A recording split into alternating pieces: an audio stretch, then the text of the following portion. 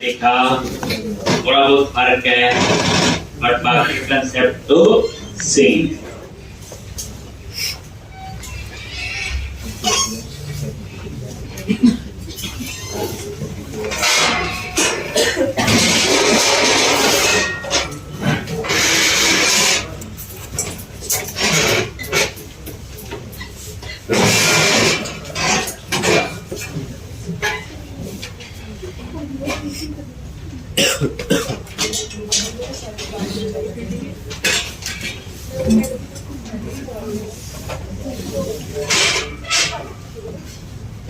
तो आज किया था बोर्ड बस से डाटाबेस सबका बन गया था बच्चे। थोड़ा सा फर्क है, इसमें वेब कॉन्फिग नहीं है, देखा होगा। ठीक, इनमें कोई फंडलिंग का कंसेप्ट नहीं है। सिंपल मैंने आपको बताया था कहाँ पे डब्ल्यू रूट के अंदर सारी स्टैटिक फाइल्स होती हैं, connection app setting dot JSON में हम लोग लिखते हैं। बाकी कहानी तो थोड़ा बहुत तो चेंज है, एप्लीकेशन डीबी कॉन्टेक्स्ट में भी है और प्रोग्राम डॉट सीएसएन को ऐड कर। तो हमने इंडेक्स नाम से एक पेज बनाया था, वो सिंगल पेज एप्लीकेशन है, रेजर पेजेस जिसको हम लोग कहते हैं।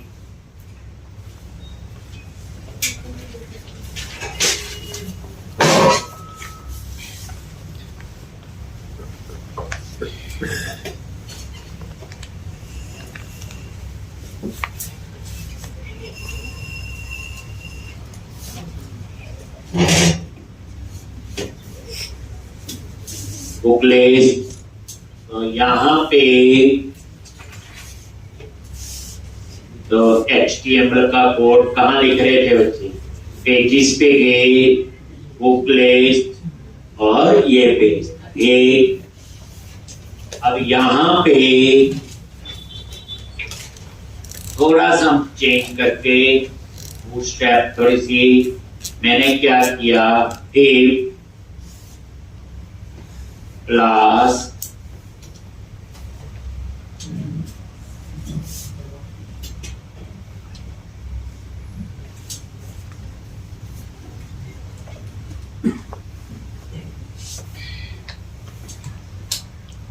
टैग क्लास और यहाँ पे रो।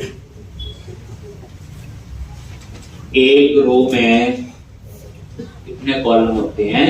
तो मैंने क्या किया, टेब क्लास और यहाँ पे कॉल हाइफन 9। ये जो 9 कॉलम है उसमें मैंने ये हेडिंग दे दिया, ये एक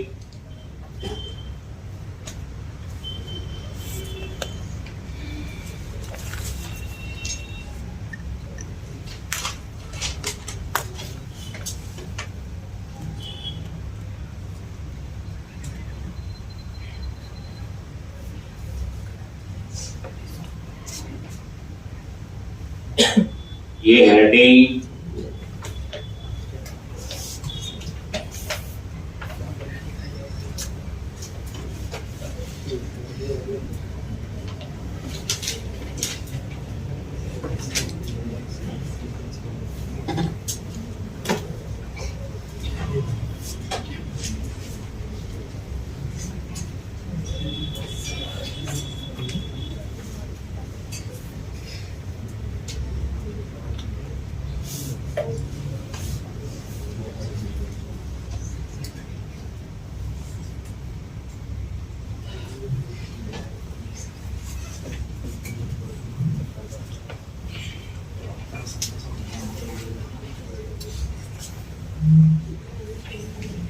एक। अब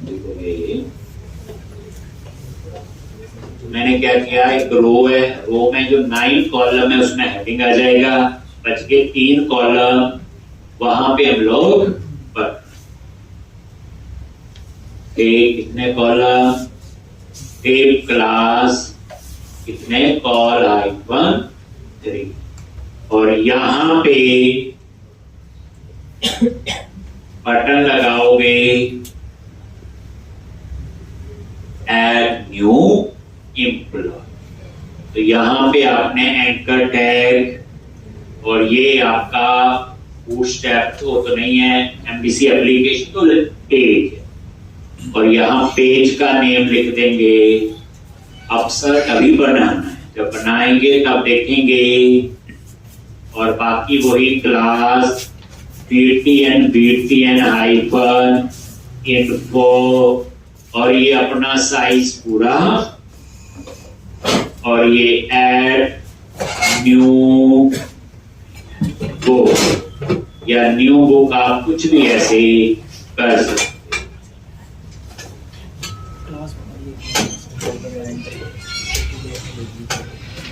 बुक लिस्ट, ये इसका टेक्स्ट वाइट करना है और इसको लेफ्ट करना है। तो टेक्स्ट हाइफन, नाम तो क्या करेगा, रिफ्रेश, ये अपने आप ही वो लेफ्ट पे है। और ऐड न्यू बुक, तो यहाँ पे क्या लिखोगे, टेक्स्ट हाइफन वाइट, इसका टेक्स्ट कलर क्या कर दिया, अब समझ आ गया। 12 कॉलम थे, 9 कॉलम में बुक लिस्ट हेडिंग और 3 कॉलम में आपने बटन लगा दिया ऐड न्यू बुक, और जैसे क्लिक करोगे ये मैं अपसर्ट नाम का पेज बनाऊं। बताइए अपसर्ट की कहानी है, एक फॉर्म कंट्रोल बताइए क्यों लिखा, पूरा साइज फिट कर लेगा, बाकी कहानी पता है। तो रो में 12 कॉलम होते, 9 में हेडिंग कर दिया और 3 में आपने बटन लगा। ठीक, थोड़ा सा ध्यान देना बूटस्ट्रैप पे भी।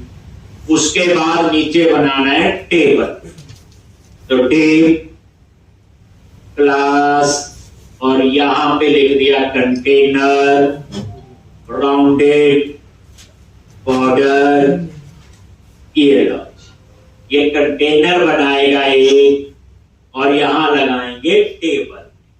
टेबल में हेडिंग होगा टाइटल, डिस्क्रिप्शन, ऑथर, और क्या है, प्राइस, ISBN। ठीक, तो यहां पे हम बना देंगे table class, table hyphen border, table hyphen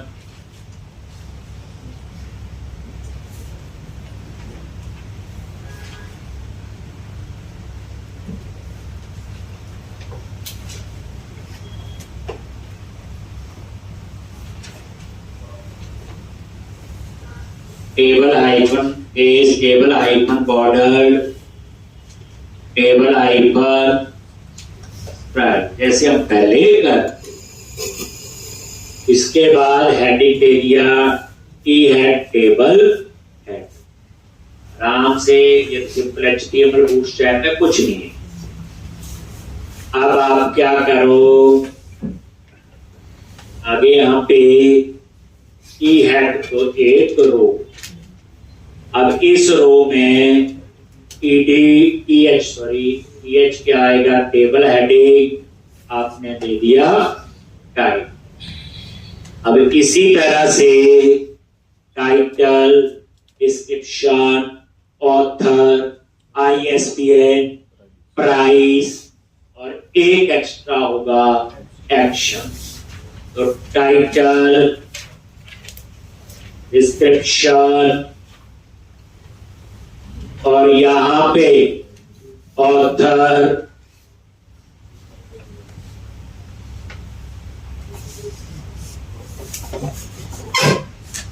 एक ISBN नंबर, उसके बाद प्राइस, और यहां पे एक्शन।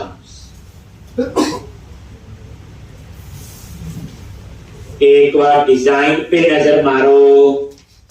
अब ये डिजाइन चेंज करके यूज कर रहे हैं, देखो ऐसे आ जाएगा। ये राउंडेड बॉर्डर बना है कंटेनर का, लेकिन ये बिल्कुल टेबल के साथ आ रहा है।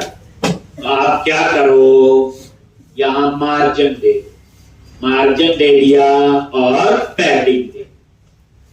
ये क्या करेगा, ये देखोगे रिफ्रेश। अब देखना, एक थोड़ा सा नीचे आ गया, मार्जिन दे दी और पैड। तो इस तरह से ये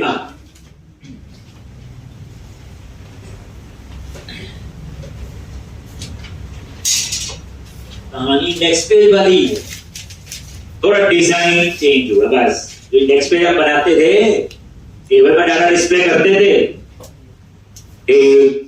तो यहां पे थोड़ा सा ध्यान दे रहे हैं कि कंसेप्ट आपने लॉजिकली बूटस्ट्रैप अप्लाई करोगे, हम कर सकते। सिर्फ हमारे में कमी होगी फॉर्मेटिंग, कौन सा कलर कहाँ अच्छा लगता है वो नहीं, वो डिजाइनर होते हैं, उन्होंने विचार कैसे कमाने हैं, तो वो उनका काम। जैसी बूटस्ट्रैप हम देंगे हम अप्लाई कर ही रहे हैं हम लोग। ये अब टी एड के बाद डेटा डिस्प्ले करना है, तो उसके लिए टी बॉर्ड, और यहां पे आपने लूप लगाना है। क्या लगाओगे, लूप।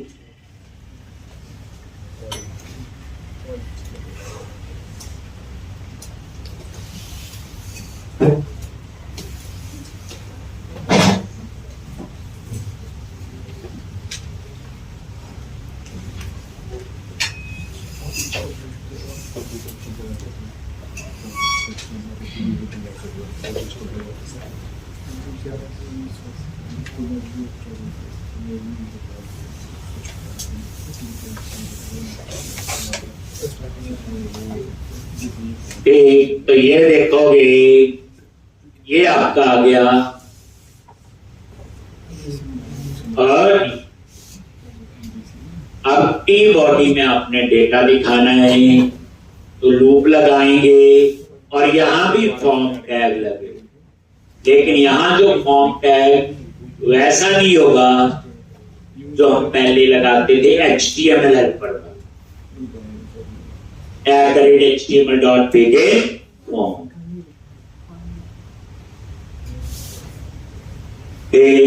तो यहां पे थोड़ी सी कहानी अलग, चलिए इतना पता चल गया। ये बच्चे रो बनाई, और इस रो में कितने कॉलम है, 12।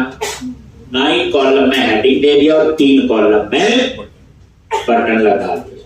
फॉर्म कंट्रोल सब पता आपको। उसके बाद ये एक डिव है और ये कंटेनर।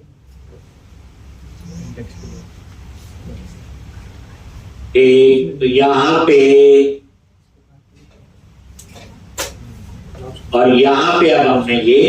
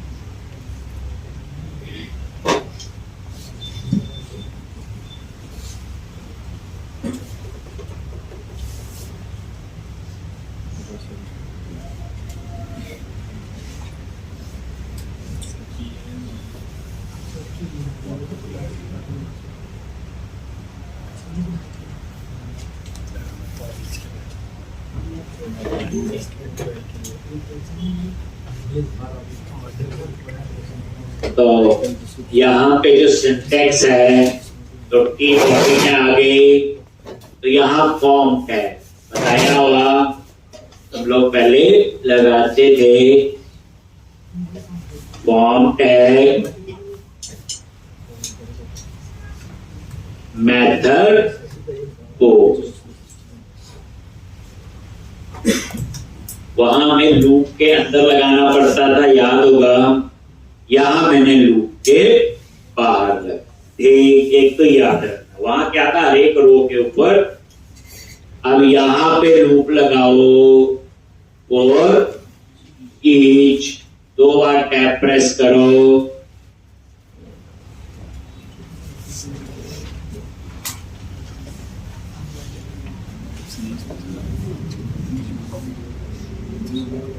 और यहां पे एक एक बुक का डेटा उठाना है और उसके लिए क्या लिखोगे, मॉडल डॉट बुक्स। ये मॉडल डॉट बुक्स क्यों लिखा, आप ध्यान से देखो। F7 यहां पे आगे और ये देखो, ये वाली प्रॉपर्टी यूज की। और ये जो प्रॉपर्टी है आपकी, इसमें डेटा आया हुआ, ठीक है जी। तो मॉडल कौन है आपका, जो ऊपर ऐड है। ऊपर क्या ऐड है, इंडेक्स मॉडल, और इसी के अंदर आपका बुक्स बना हुआ। ध्यान से देखो, ये देखो इंडेक्स मॉडल और इसके अंदर। तो जब मैंने यहां लिखा तो मॉडल डॉट बुक, अब डेटा डिस्प्ले करना हमने tr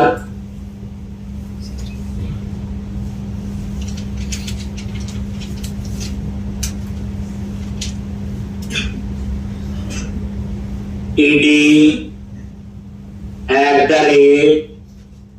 @books डॉट, पहला क्या आएगा, टाइटल, ऑथर, डिस्क्रिप्शन, उसका क्या है,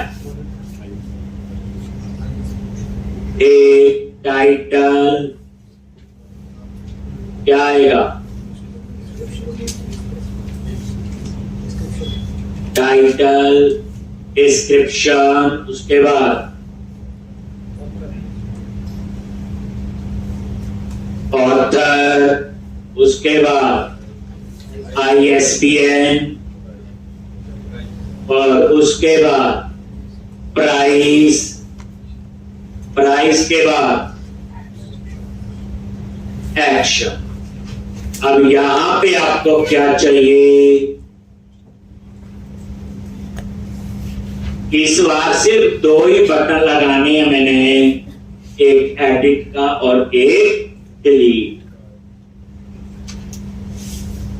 डिटेल का नहीं लगा, ठीक है जी, माइंड में खबर हो जाती। तो यहां पे एंकर टैग ASP- पेज, किस पेज पे जाना है, अपसर्ट, ये पेज बने एक, और उसके बाद क्लास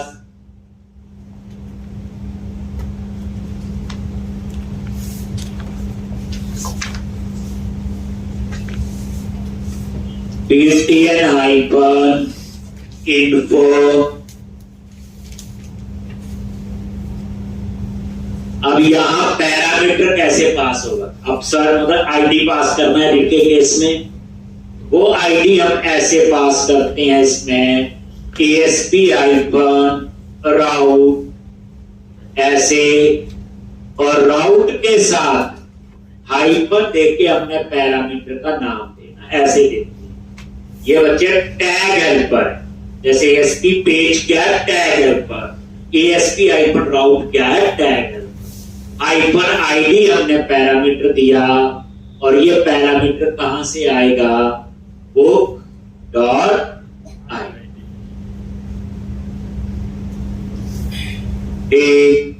और उसके बाद ये क्लोज करो, और यहां टेक्स्ट आ जाएगा टैग।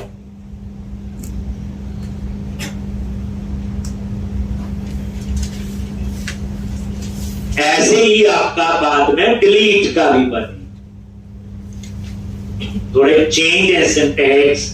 वहां कैसे थे, HTML.action लिखते थे, आईडी कैसे पास करते थे, यहां पैरामीटर क्योंकि एडिट में तो बताना पड़ेगा ना आइडिया।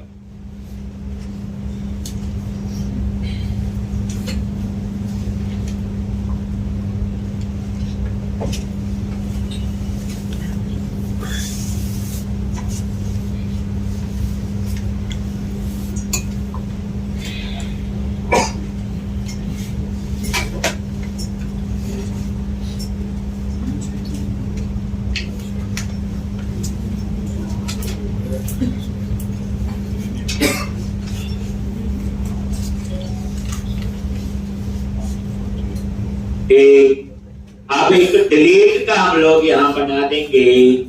तो उसके लिए हमने क्या करना है, जैसे हमने पहले भी लिखा था, वो मैसेज देने के चक्कर में इनपुट टाइप सबमिट क्लास क्या बीटीएन हाइपर डेंजर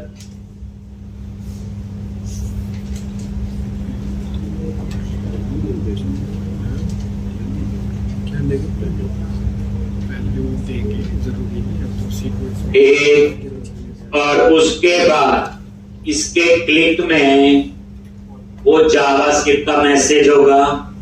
क्या लिखा था, और क्लिक, और यहां पे रिटर्न, अब पता ही है क्या था, नहीं कन्फर्म, और यहां पे 1 2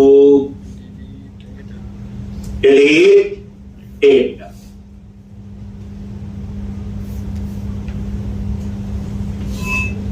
Want to delete data,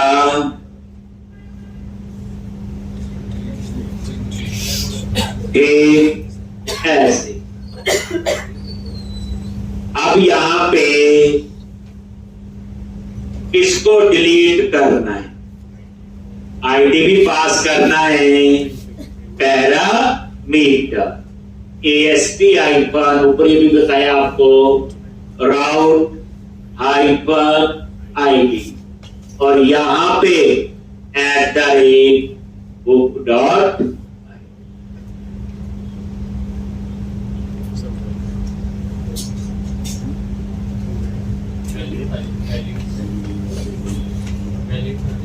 ji value डाल देते हैं, खुश। और उसके बाद इनपुट टैग क्लोज कर दो। ये लो कि मैंने एंटर प्रेस कर दिया आराम से। ये सिर्फ इसमें मैंने अभी क्या नहीं लिखा,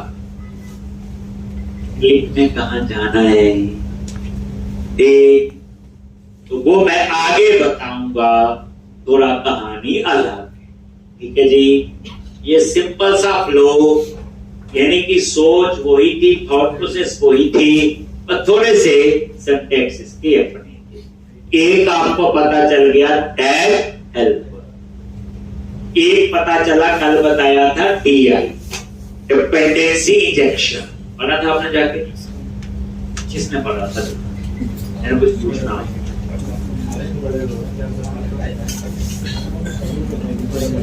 कल पढ़ के आना DI क्या होता है, क्यों इंप्लीमेंट करते हैं, सिंपल मीनिंग। प्रैक्टिकल तो मैंने बड़ा अच्छा करवाना है। अब आपको ये चीज अच्छी है, पढ़ सकते हो। अंग्रेजी की डेफिनेशन बतानी है 2-4 बूटस्ट्रैप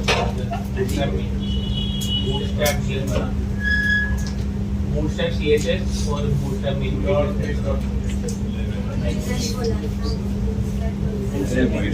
हाँ ये भी बोला था, AI भी बोला था नहीं, चलो आज लिया ना। bootstrap.main.css और bootstrap क्या फर्क है, करेगा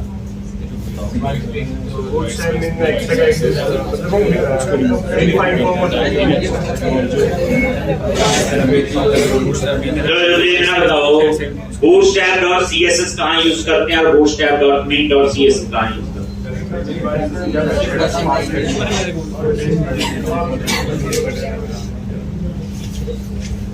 याद रखना, तो bootstrap डॉट CSS और bootstrap dot main dot CSS।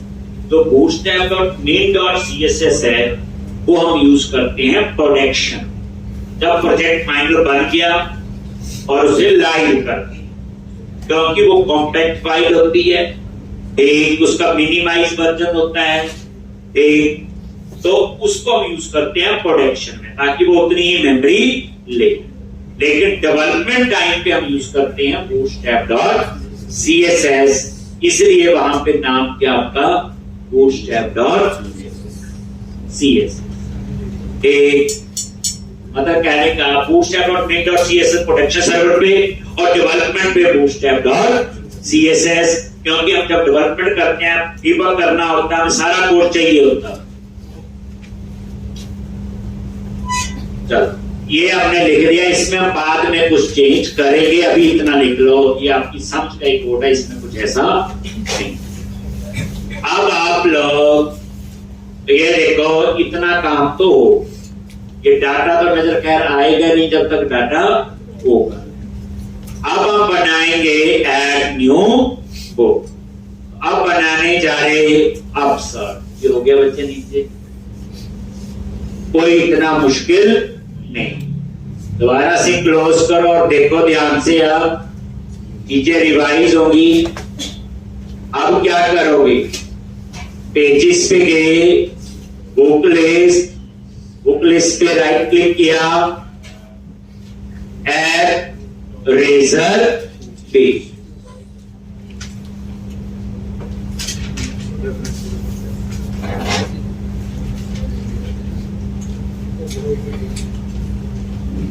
एक, और यहां पे रेजर पेज, वही एक और इसका नेम क्या रखोगे, अपसर। क्या रख दिया, अपसर। रेजर पेज, ये देखो एम्प्टी आ रहा लिखा हुआ, और ये अपसर्ट दे दिया, देन ऐड। तो पेजेस फोल्डर के अंदर ये अपसर्ट डाल। अब अपसर्ट आप एक बार ये रन करके देखो,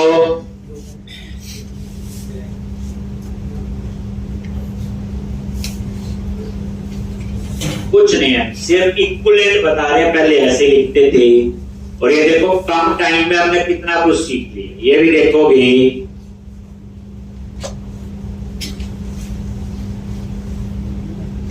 बुक लिस्ट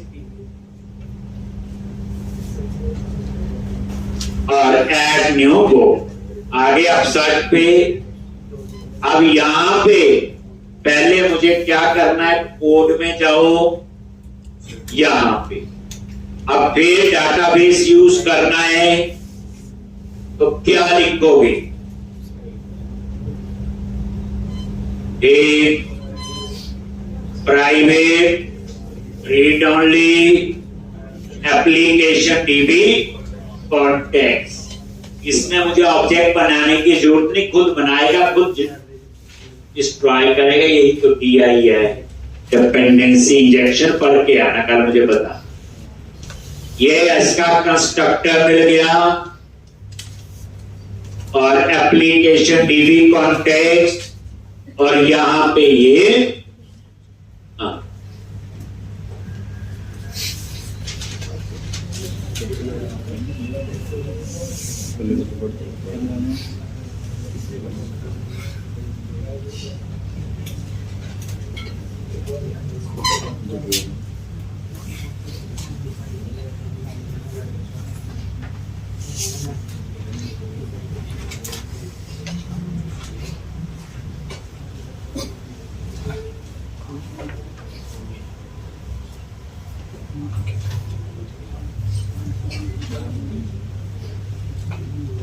ये DI ऑब्जेक्ट नहीं बनाया, बस इतनी बात है, बाकी से। अब हम एक प्रॉपर्टी बनाएंगे, बट इस बार कलेक्शन नहीं हो, क्योंकि इस बार सिंपल सेव अपडेट ही होगा। तो यहां पे प्रॉप और किस टाइप की बुक, और ये आपकी प्रॉपर्टी बन। अब ये प्रॉपर्टी पूरे पेज के साथ बाइंड करनी है। इसका मतलब यह होता है बाइंड प्रॉपर्टी कि मुझे पैरामीटर में पास करने की जरूरत नहीं।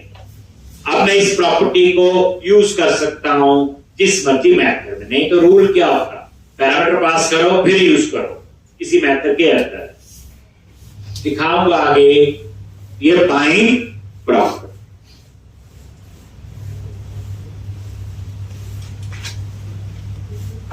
इस बार ऑन कैप की जरूरत नहीं है, तो डाटा थोड़ी आएगा, झूठा कि नहीं है। एडिट के केस क्रिएट में नहीं है, तो एडिट के केस में क्या करोगे, इंट आईडी क्वेश्चन मार्क इतना आता था। अगर आईडी है तो एडिट है, नहीं तो क्रिएट है। एक और यहां पे बुक और यहां पे क्या लिखेंगे, books dot find a sync ID. अभी लिखना ना आप लोग, नोटबुक में एंटर स्पेस नहीं चलता ना, मैंने चेंज करनी है चीजें। डॉट कैट वैल्यू और डिफॉल्ट पता है। अगर असिंक लगा है तो आगे क्या लगेगा, अवेयर आ गया ऊपर। एक यहां पे कुछ रिटर्न कर रहे हैं कि नहीं, टास्क लिख दिया वॉइड की जगह। अब यहां पे चेक करना है इफ आईडी, अगर ये नल है, आपने नोटिस किया होगा इसमें वेक्टर आती है। अगर नल है तो कौन सा कोड होगा, क्रिएट का। क्या लिखते हैं, रिटर्न। कहां जाएंगे,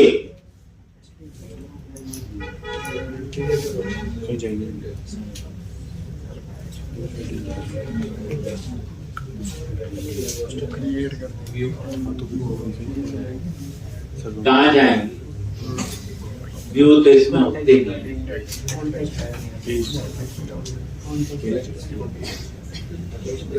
एक कहते हैं ना रिटर्न व्यू, यहां पे रिटर्न पेज होगा। अगर नल है तो वो क्या करेगा, कोई अलग तो है नहीं। यहां पेज को क्या, व्यू को क्या बोलते हैं आप लोग, पेज। तो रिटर्न पेज, देखो लिखना नहीं अभी ये पेज रिटर्न कर रहा है। तो यहां टास्क में आई एक्शन रिजल्ट, वहां एक्शन रिजल्ट होता था, याद करो।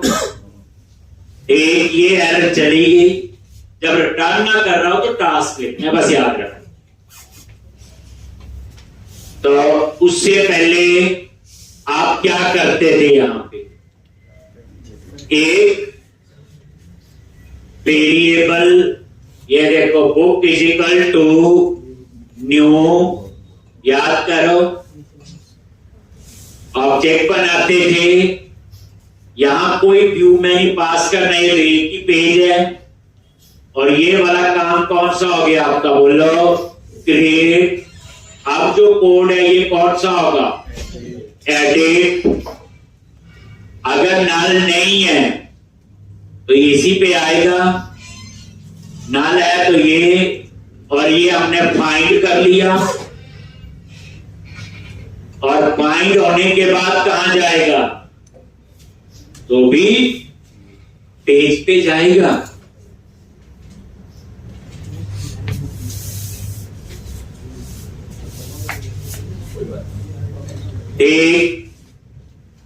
एक बार यहां ब्रेक पॉइंट लगाएंगे, ऐसे अभी लिखना नोट में,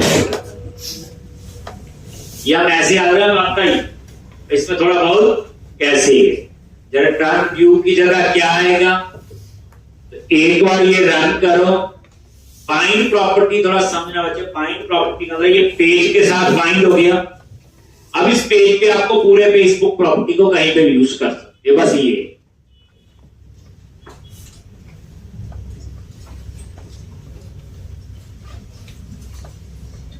बुक लिस्ट,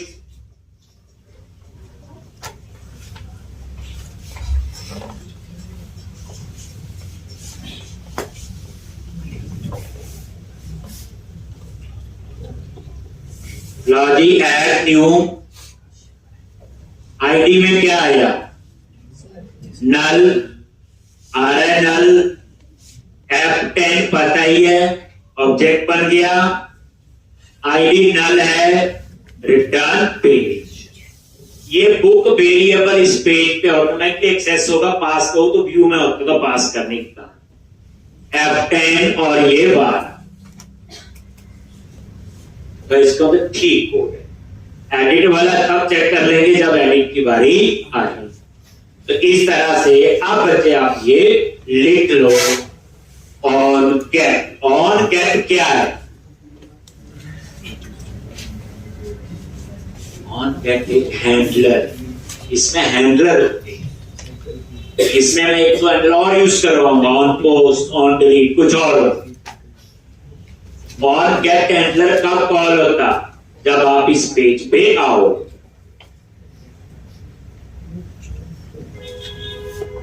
यही चीज एमबीसी में रहते थे। देखो कंसेप्ट तो वही रखा है ना, आप सर्च का मीनिंग तो वही रहा। अब वो चीज को बिना एमबीसी काम करना लो कर लेंगे। आपके प्रोजेक्ट में एमबीसी भी यूज होगा, ये भी यूज होगा,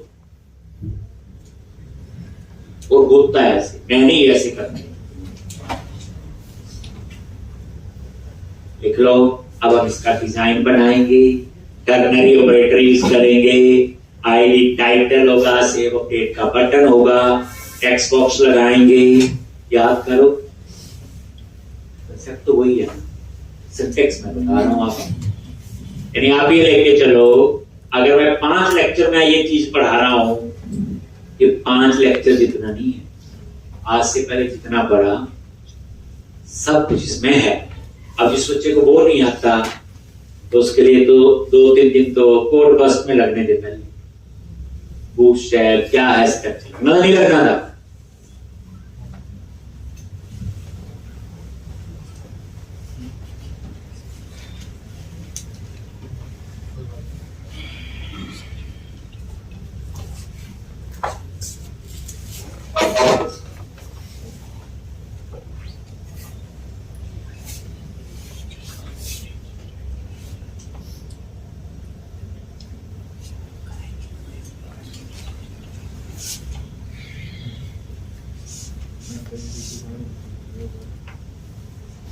चलिए आगे, लिख लिया सबने।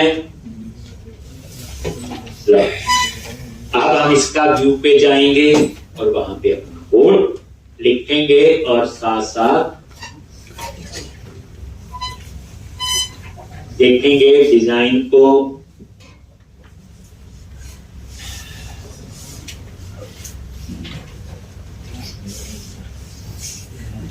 बुक लिस्ट, असली कोड को सिखाना है अभी, सीधा कोड है ना। ऐड न्यू आगे यहाँ पे, अब आप इसके व्यू पे आ जाओ तो F7 प्रेस करो, इसके कोड में आगे। अब यहाँ पे क्या लिखेंगे, सबसे पहले बोलो वेयर टाइटल। अब कुछ चीजें बताने की जरूरत नहीं, अंडरस्टूड आप कर सकते हो।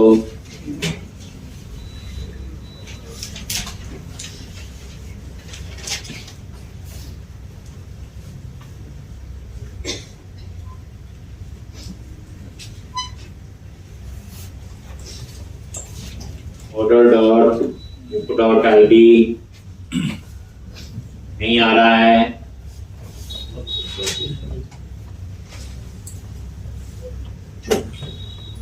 हमारी तो गलती नहीं बचे, ये स्टूडियो हमारे जैसे लोगों ने बनाया है। एक बार दोबारा चला लिया करो, मतलब कहने का ये है, कई बार आ जाता है नहीं आ रही ना प्रॉपर नहीं, तो वीडियो स्टूडियो में भी छोटा मोटा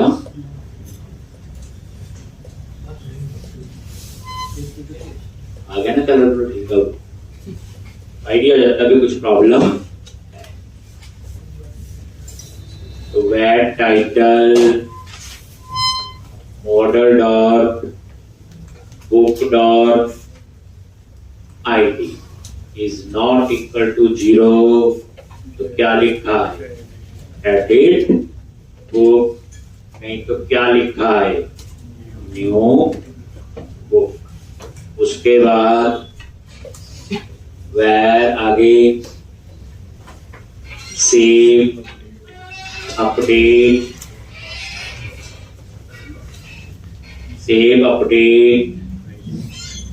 model dot book dot ID is not equal to 0, update नहीं तो सेव। अब इतना तो आपको याद है। देखो मॉडल क्या है? अपसर्ट मॉडल। ये बात समझो, अपसर्ट मॉडल पे एंटर प्रेस करो तो यही हमने बनाया, यही था। इसके अंदर हमने बनाई है बुक, तभी बुक डॉट आई। तो इस तरह से, और अब हम लोगों ने डिजाइन बना,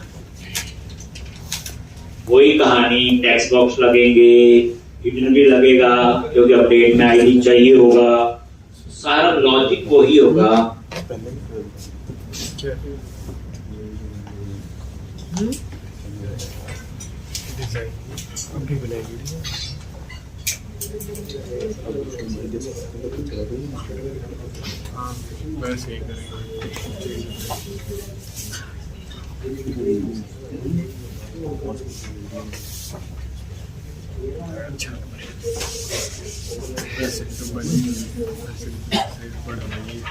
ठीक, तो अब यहाँ पे आपका कहानी शुरू। ये आपका आ गया बुक लिस्ट और ऐड न्यू बुक। आगे यहाँ पे, अब यहाँ टाइटल कैसे है? लाइन मैंने चीज अप्लाई की होगी, देखते हैं। लो, तो यहाँ तो पहले तो सिंपल ही है, H2 हेडिंग दे दिया और ये आ गया title plus text icon, primary text icon, centre, और ये रिफ्रेश।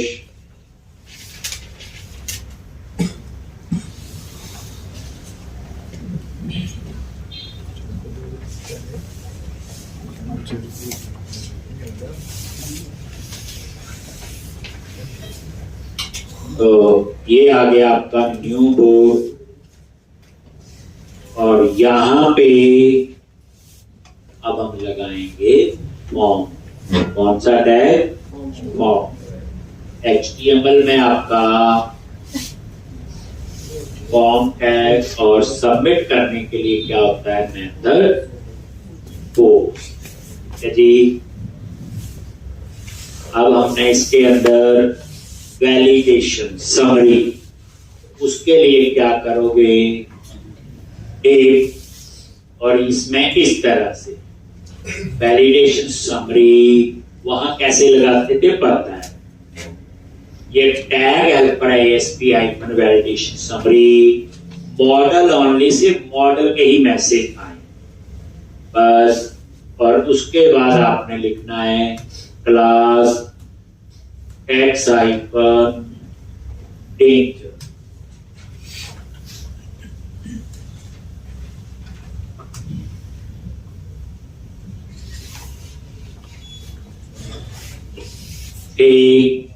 ये आपका आ गया वैलिडेशन समरी, ऐसे लगती है। थोड़ा बहुत सिंटैक्स आप ध्यान दोगे।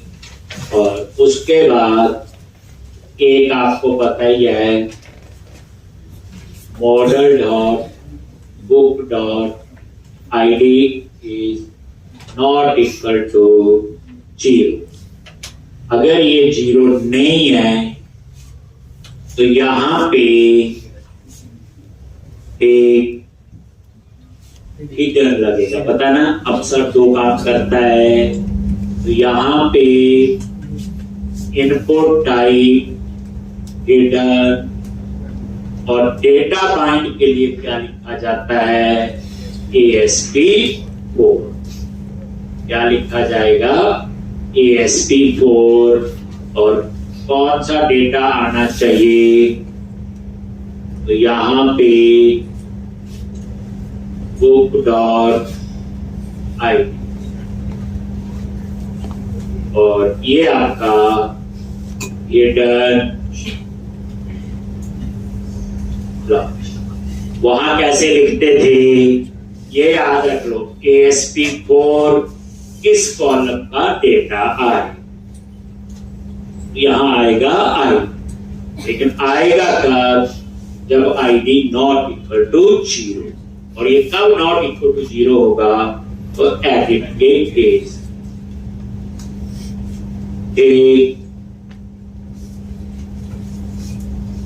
तो input type hidden ASP4 book.i।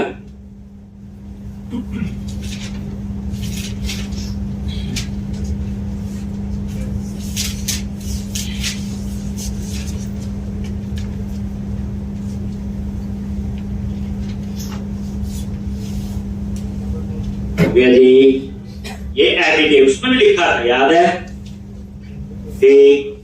उसमें भी लिखते आईडी कब चाहिए, जब हम अपडेट करें। अब हम अपना डिजाइन बनाएंगे नीचे, तो इसका क्या डिजाइन फॉलो करेंगे, और ये पूरे का टेप क्लास, और यहां पे भी हम इसका कंटेनर राउंडेड बॉर्डर इस तरह से, और यहां पे राउंडेड बॉर्डर, और ये आपने एक उसके लिए tape class form hyper group, और डेटा कैसे आना चाहिए, रो। डेटा कैसे आना चाहिए आपका, रो। फॉर्म हाइपर ग्रुप रो, एक रो में 12 कॉलम होते हैं, तो उसके अकॉर्डिंग जो है ये 4 कॉलम में हम हेडिंग दिखाएंगे, 8 कॉलम में टेक्स्ट बॉक्स, 4 कॉलम में टाइटल और 8 कॉलम में टेक्स्ट बॉक्स, 4 में डिस्क्रिप्शन हेडिंग, 8 में, इसलिए 12 कॉलम है। कभी हमने पहले नहीं करते, फॉर्म ग्रुप रो नहीं लिखते थे, अब रो आएगा। अब उस रो में 4 कॉलम में हेडिंग और 8 कॉलम में, तो यहां पे बच्चे पूरा ध्यान देना, ये प्रैक्टिस होनी चाहिए कि 5 मिनट आप बैठोगे, कोई एक बड़ा साइबर उसका प्रोग्राम है, वो 5 मिनट आपको कुछ एक्सप्लेन करेंगे। अगर किसी ने जाना हो, संडे को वो इवेंट है, फ्री है हमारे लिए, वैसे तो उसकी फीस 1000 है, 1500 रुपए एक यहाँ के स्टूडेंट्स के लिए फ्री है, तो कुछ बताएंगे 5 मिनट। अगर आपको लगता होगा कि तो वो आपको हमारे स्टूडेंट्स के लिए फ्री एक बार वो बताएंगे।